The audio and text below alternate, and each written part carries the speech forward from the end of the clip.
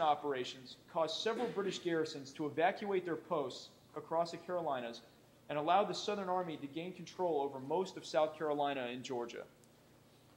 While my research focuses on Morgan's Flying Army and its contributions to the survival of the Southern Army, the Flying Army was certainly not the only unit conducting irregular logistics operations during the Southern campaign. After Morgan left the Carolinas to recover from deteriorating health, Colonel Henry Lee, Jr. took command of the Southern Army's newly formed Light Corps and continued to conduct operations in the same manner as Morgan had. Also, several other leaders conducted irregular logistics operations throughout the Southern campaign, to include Generals Francis Marion, Thomas Sumter, and Andrew Pickens, as well as Colonel Otho Williams. These partisan leaders all played a substantial role in the Southern Army's victory in 1782. In 1780, the Southern Army was vastly outmanned and outgunned by British forces, but by 1782, the dynamic in the Carolinas had shifted drastically. Greene's combination of conventional and irregular logistics operations initially allowed the Southern Army to survive by constant maneuver and delaying British movement. As the strength of the Southern Army increased over time, these operations allowed Greene to equip his improving force while eroding British control over the South. This eventually allowed the Southern Army to reach a state of equivalence with the British as partisan leaders regained control of nearly all of South Carolina and Georgia, and the Southern Army began to fight on equal terms with Wallace's forces and win. Irregular logistics operations, particularly those conducted by Brigadier General Daniel Morgan's Flying Army, were a vital part of the campaign strategy that brought an end to the last British field army on the continent. Ladies and gentlemen, thank you very much.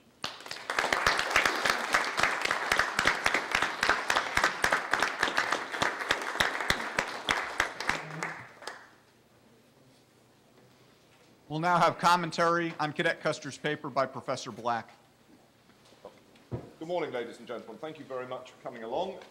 First of all, on behalf of all the speakers, I would like to thank West Point for its hospitality and for organising this. I think this is a genuinely interesting episode, important episode that people should come together to discuss this. And it's important because you are practitioners. You're the practitioners of the present, you are the practitioners of the future. And one of the points about discussing history in your context is we're not taking part in an abstract consideration of how the past might have been different or why it developed as it is. We're concerned about lessons that can be learnt. So I want to talk about Nathan Custer's excellent paper, but I first of all want to give you an episode closer to home from the War of Independence. If you go down the valley no more than 15 miles, you will come to Stony Point. If you go and look at Stony Point, you will look at one of the most impressive American tactical operations of the War of Independence in 1779, an assault on a fortified position with a considerable garrison, a lot of artillery supported by warships in the river.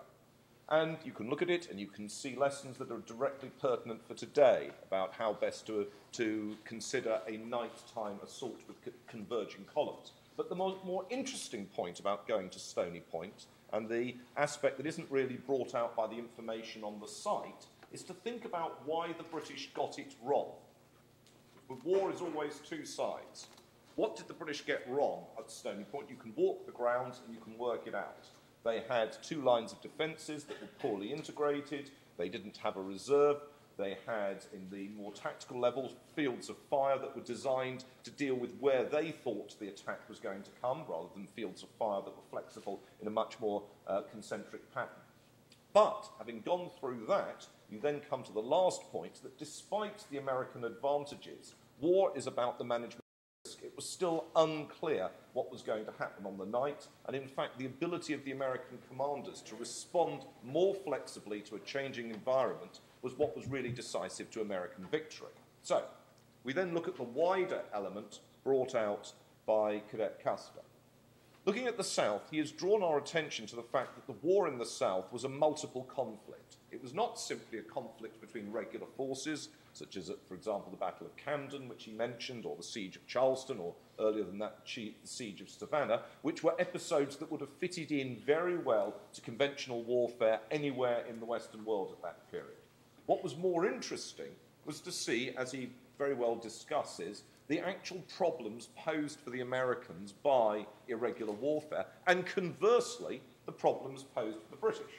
Now, he makes frequent mention in his paper, quite correctly, about patriots and loyalists. And that is a point which is pertinent to the kind of conflicts you might well find yourself involved in, because, of course, the war in the South was a civil war, as well as being a war between, as it were, the British and the Americans. As far as the loyalists were concerned, I'm not trying to rewrite history. The British have had so many disasters since. The fact we lost the War of Independence is not something the British go to bed and crying into their pillows. But it is worth bearing in mind that some of the bravest American units were actually loyalists, including, for example, Patrick Ferguson's men at King's Mountain, who probably took the highest casualties of any units that basically fought to the death.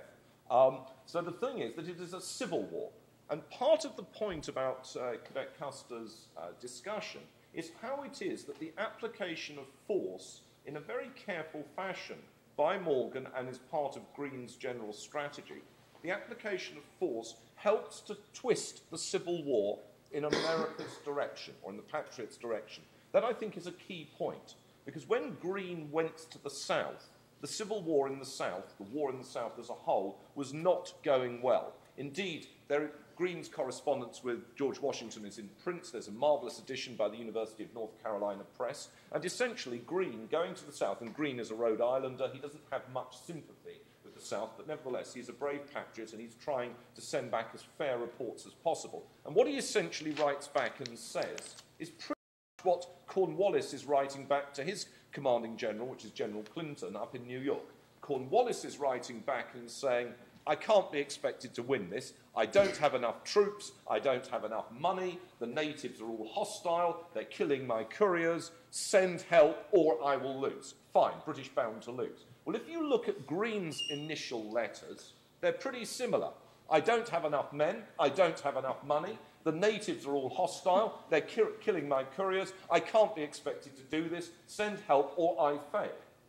Now, the interesting point is that both militaries were in grave difficulties. Each army was short of manpower for the enormous size of the South. Each army faced major logistical challenges because logistically the centres of operation for both powers were elsewhere. The logistical centre for the Revolution is the middle colonies. The logistical centre for the British is really their control of the sea, which doesn't help you once you move into the interior. But the key element is that Greene is able to innovate much better.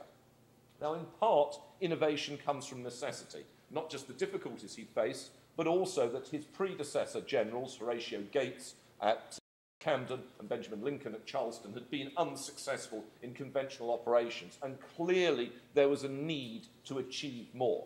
But he does set out to achieve more, and his willingness to be flexible, to actually break with existing hierarchies, to actually take use of partisans, shows the extraordinary flexibility of the American military, which helps them to win.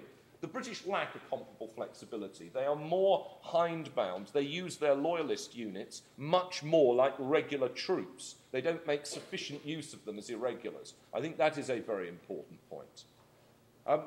Cadet Custer also brought out the issue of money.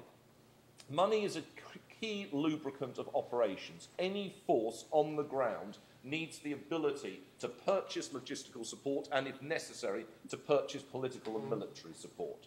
The challenge for Greene here was absolutely acute, that the public finances of the revolutionary government were in a total crisis in 1780, and to a certain extent it is touch and go in the war in 80-81, because both sides are under enormous pressure. And that again reminds us, and it's again something that will be useful